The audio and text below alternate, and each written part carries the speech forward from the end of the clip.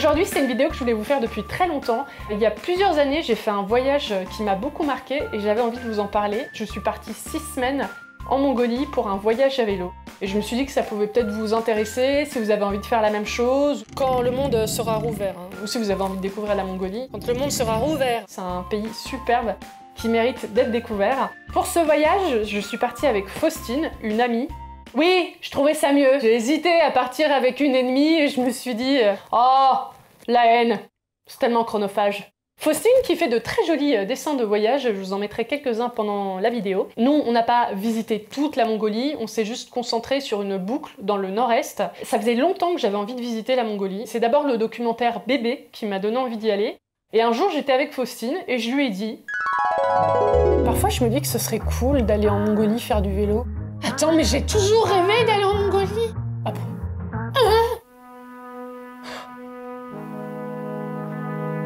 Et l'été suivant, on est parti. Est-ce qu'on avait prévu notre itinéraire? Non. Est-ce qu'on savait on allait dormir en arrivant à la capitale? Non. Est-ce que ma mère était au courant de tout ça? Non. D'un point de vue logistique, on est parti en autonomie, donc on avait un réchaud, des sacoches, de quoi transporter de la nourriture, du matériel et un filtre à eau qui ne nous a servi à rien, et deux vélos, bien sûr. Quand tu pars en voyage à vélo comme ça à l'autre bout du monde, tu as plusieurs solutions. Soit tu achètes un vélo sur place et tu le revends à la fin, soit tu loues un vélo sur place, soit tu prends ton vélo, tu le démontes, tu le mets dans un carton, tu le mets dans l'avion, tu payes un supplément et tu le récupères là-bas. Nous, on est parti avec nos propres vélos. Notre avion au départ de Paris était très tôt le matin, du coup on a décidé d'arriver la veille à l'aéroport, de démonter nos vélos et puis on a dormi sur place. Enfin, dormi. On était en position horizontale sur du carrelage, quoi. Premier avion Paris-Istanbul, deuxième avion Istanbul-Oulan-Bator, en faisant un petit crochet par la capitale du Kirghizistan, qui est... Ouagadougou, Lisbonne, Bishkek. Bravo pour ceux qui ont trouvé. Ensuite, on arrive à Oulan-Bator, complètement décalqué, après 20 heures de voyage. On récupère les cartons avec les vélos. Alors, petite mauvaise surprise, les cartons, on les avait emballés comme ça, hein, c'est une métaphore, et on les a retrouvés comme ça. Les vélos étaient un peu déréglés, mais ça allait, rien de grave. On est donc à Oulan-Bator, la capitale, Oulan-Bator ou Oulan-Batar. Même si tu veux être dans le coup, tu peux dire Youbi. On y reste quelques jours pour se remettre du décalage horaire, pour faire quelques visites et faire les derniers préparatifs. Oulan-Bator, c'est une ville immense. Elle fait 4700 km². En comparaison, Paris, c'est 105 km². Depuis la chute du communisme, la ville est en expansion constante et c'est le bordel. Il y a des bâtiments qui se construisent partout et en périphérie, il y a des nomades qui viennent s'installer dans des yourtes sans eau ni électricité. La circulation automobile est chaotique. 5, 6, 7, 8 voies, tu sais jamais trop. Et malheureusement, à cause du chauffage au charbon, c'est une des villes les plus polluées du monde. Quand j'étais dehors, je respirais et je sentais une couche de suie qui se déposait dans ma gorge. Mais ce qui est magique quand tu es au milieu de cette ville titanesque, c'est qu'au loin, au-dessus des immeubles, t'aperçois les steppes. Et tu comprends en fait que la capitale est entourée de rien. Et rien, c'est exactement là-bas qu'on voulait aller. Avant de partir de la capitale, on a fait un petit détour par la statue géante de Gengis Khan, 40 mètres de haut, 250 tonnes. Gengis Khan, il y a son nom, mais absolument partout. Sur les billets, l'aéroport, la place, la vodka, c'est la méga star locale. Le jour de notre départ à vélo, on a été déposé à la sortie de la ville. Notre premier objectif, c'était d'arriver à Bolran en suivant cette route. Alors le premier jour, on n'a pas beaucoup roulé, on s'habituait, on découvrait. Et le premier soir, on a été accueillis par une famille qui nous a permis de découvrir la nourriture mongole. Alors je connais des gens qui... une personne, qui aime bien, mais moi j'ai vraiment eu du mal. C'est de la nourriture qui vient essentiellement de l'élevage, donc de la viande, beaucoup de laitage. Et c'est dingue tout ce qu'on peut faire avec du lait, hein. De la raclette, des yaourts à la fraise et ce truc-là. C'est des goûts auxquels on n'est pas habitué, c'est assez amer, c'est acide. On n'osait pas refuser quand on nous en donnait, du coup ce qu'on a fini par faire, c'est qu'on prenait le truc, on le mâchait un peu, discrètement on le recrachait dans notre main et on le mettait dans nos poches. On n'est pas seul à faire ça, on a croisé d'autres touristes pendant notre voyage qui eux aussi avaient du fromage mâché dans leurs poches. Désolée. Autre chose qu'on t'offre quand t'arrives dans une yourte, c'est du thé salé avec du lait de jument, de vache ou de yak. Alors là, je pense que je n'ai pas besoin de préciser que j'ai pas trouvé ça forcément succulent. Du coup, on s'est fait un festival de nouilles instantanées pendant 6 semaines. Ouais! Le deuxième soir, on s'est posé un peu au hasard et il y a un monsieur qui est venu nous voir pour nous dire de bouger notre tente parce qu'il allait pleuvoir et on était au milieu d'une future coulée de boue. Bon, c'est ce qu'il a réussi à nous faire comprendre, hein, parce que au risque de vous décevoir, je ne suis pas bilingue mongole. Hein. J'ai essayé d'apprendre quelques mots, mais ça reste une langue très compliquée. Un jour, on cherchait de l'eau. Déjà, ce mot en français, je ne comprends pas. Eau, c'est un seul son. Tu te dis, ça va être simple. Bah non, 3 lettres. E-A-U. Bim! Bref, eau, en mongol, ça se dit os. Ça me semblait simple hein, comme mot, mais visiblement au niveau de la prononciation, on n'y était pas du tout. Une fois, on a voulu demander à un homme où on pouvait trouver de l'eau, et ça a donné ça. Os, os, os, os, os, os. Mais c'est ce que j'ai dit, non? Une chose que j'avais lue sur la Mongolie, c'est qu'il y a très peu de routes asphaltées. Et que dès que tu sors de la capitale, le goudron s'arrête comme ça d'un coup. Et c'est vrai, le 3e jour, on s'est retrouvé face à ça. Et à partir de là, on avait principalement des pistes en terre. Et ces pistes sont de vraies routes. J'avais un GPS de voyage, comme ça, et ces routes sont recensées. Elles existent vraiment, ce sont des routes officielles. Et même si ça passe dans l'eau, c'est une vraie route. Et si jamais il y a trop de moutons, trop de trous et que tu peux pas passer sur la piste, et ben en Mongolie, tu fais ta propre route.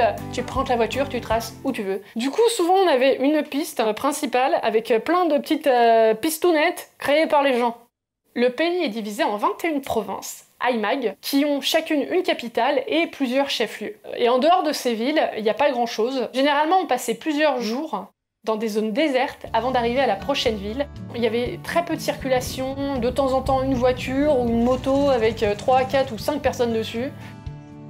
On campait où on voulait, et ça c'est génial parce que la Mongolie c'est un camping sauvage géant. Tu te poses à un endroit, on va pas te dégager. Tous les soirs, on avait des visites, il y a des gens qui venaient nous voir pour nous proposer de dormir chez eux, de manger avec eux. Je pense que vous l'aurez compris, l'hospitalité c'est vraiment un pilier de la culture mongole. On arrive enfin à Bulran, on y reste quelques jours pour se reposer, attendre que la pluie passe et dormir dans un vrai lit. Bulran, comme Ulaanbaatar et comme toutes les capitales d'Aimag, c'est un mélange entre modernité, années 90, reste du communisme. Enfin c'est moche quoi, c'est pas très...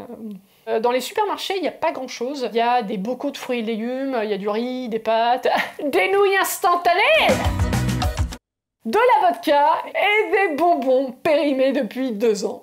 En partant de Bulran, on a découvert des paysages complètement différents de ce qu'on avait vu jusqu'à présent. Les paysages en Mongolie sont mais vraiment magnifiques. C'est impossible de s'en lasser. On voit mais sur des kilomètres à l'horizon, il y a le ciel qui envahit tout. La position du pays fait qu'il y a 250 jours sans nuages par an. Parfois on voyait un arc-en-ciel à l'horizon à droite et un orage à gauche. Les paysages aussi sont super variés. Moi je pensais qu'il y avait que des steppes avec des collines comme ça toutes douces. En fait non, par moments ça ressemblait à la Suisse, par moments ça ressemblait à la Provence. On a passé la première semaine de voyage sans croiser un seul arbre et en partant de Bulran, on se retrouve dans une région où les gens vivent dans des maisons en bois et où il y a des forêts partout. Et encore, on n'est même pas allé dans le désert de Gobi ou à l'extrême ouest où il y a les monts Altaï. Après Bulran, on est parti vers le nord pour aller voir le lac Hobsgul. C'est un lac qui contient 2% de l'eau douce mondiale et là-bas il est souvent surnommé la perle bleue ou mer océan. C'est aussi une région très touristique, on a croisé beaucoup d'occidentaux. Là-bas on a fait quelques jours à cheval et on a même croisé des tsatanes, c'est un peuple d'éleveurs de rennes qui vit dans des tipis. Et c'est surtout là-bas qu'on a croisé des yaks. J'adore les yaks. C'est comme une vache dessinée par quelqu'un qui sait pas dessiner.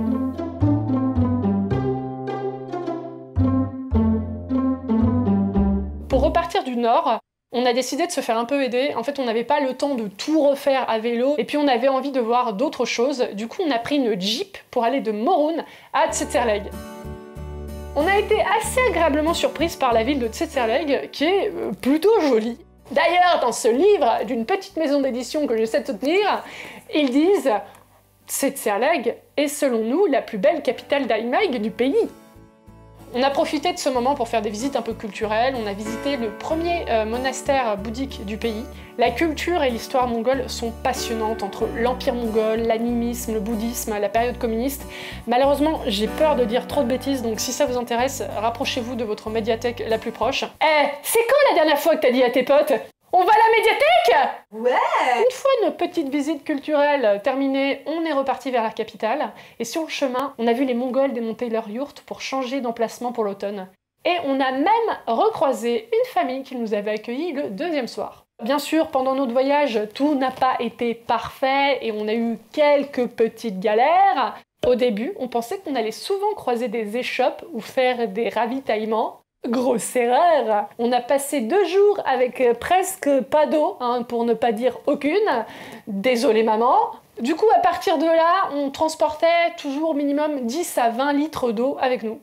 On s'est fait emmerder 2 ou 3 fois par des mecs, dont une fois à moto. Ils se sont approchés de moi, ça m'a fait tomber de vélo. Heureusement, mes sacoches ont amorti ma chute. Et on a eu affaire à ce qu'on appelle un délit de fuite. On a eu plusieurs jours de pluie intense, il y avait de la boue partout, on était trempés, on pouvait pas rouler, on poussait nos vélos, on voyait des voitures s'embourber. J'imagine même pas comment c'est en hiver quand il y a de la neige partout. On essayait de rester positive en se disant « Eh, on en rira plus tard, alors autant en rire maintenant. » Et bien sûr, une galère qu'on a eue que je résumerai en un seul mot sans donner les détails, la tourista! La tourista qui m'a permis de vivre un moment génial. On a dû se lever un matin très tôt pour aller à l'hôpital et c'était le jour de la rentrée des classes. Du coup, j'ai vu la rentrée des classes en Mongolie. Il y a des ballons, c'est la fête. Il y a de la musique à l'entrée des écoles. Il y a des animateurs avec des micros en train d'accueillir les élèves et tu peux même acheter plein de cadeaux pour les profs. Génial! Voilà, c'était notre voyage en Mongolie, j'ai essayé de le résumer comme je pouvais, il y aura encore plein de choses à raconter. Ça a été intense, fatigant, mais vraiment génial, on a vu plein de choses, on a vu des petites villes, des grandes villes, la vie nomade, plein d'animaux, des paysages.